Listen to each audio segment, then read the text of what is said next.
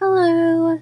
This is a tutorial over how to share a Google document by not just clicking share and typing in someone's name or their email address, but what we're going to be doing is get the shareable link.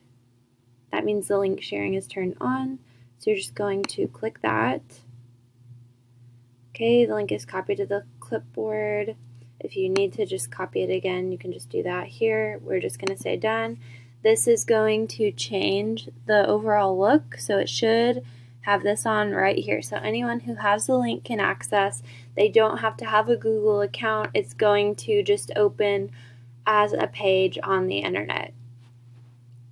So now I am going to go to my email.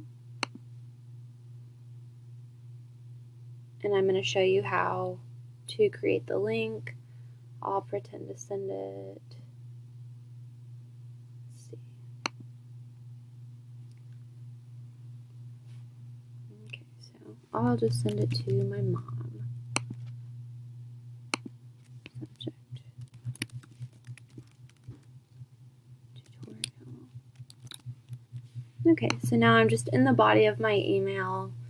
I'm just going to paste it in here, so paste.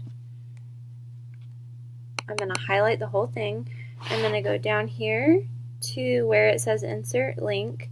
I'm going to insert link. Okay.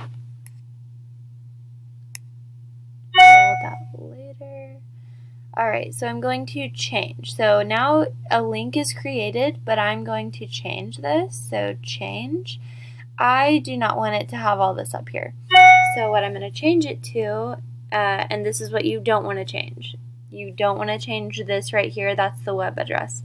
What you want to change is the text to display. So double click that. It's going to highlight everything. Go ahead and just clear out.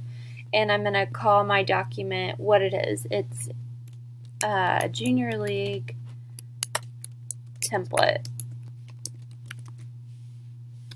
I want that to be lowercase. So now I'm going to say OK.